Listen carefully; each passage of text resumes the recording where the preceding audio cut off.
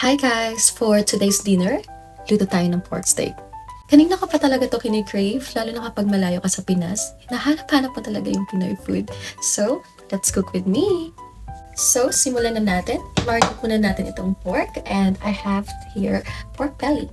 Nabili ko lang siya sa store at ito lang yung nakita ko sa store kaya okay na to.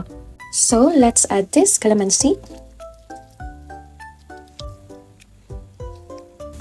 And then pepper. Soy sauce, oyster sauce, but optional lang. And let's mix.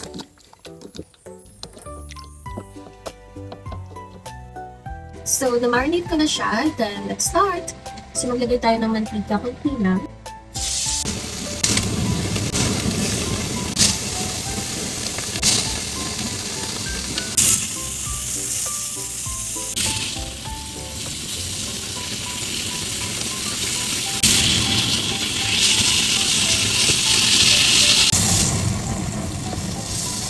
Napakatakot na namin sa tomato soup talaga to.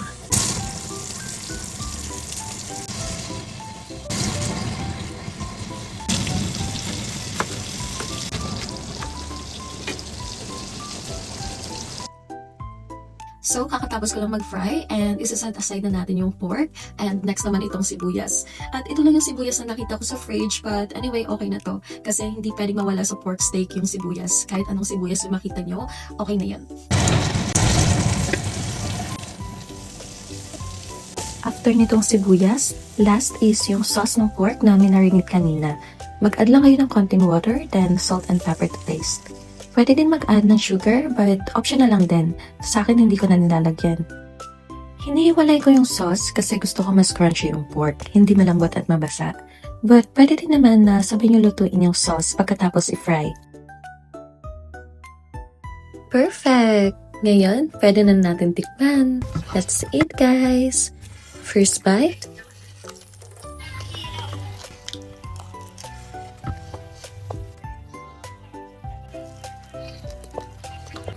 Crunchy sa labas and juicy sa loob.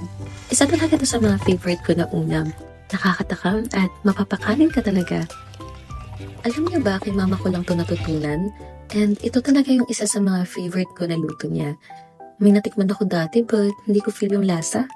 Buti na lang nakuha ko yung tamang timpla paano lutuin ni mama. Kasi may times na iba din panlasa natin pag sa iba natin natikman, di ba? Last bite.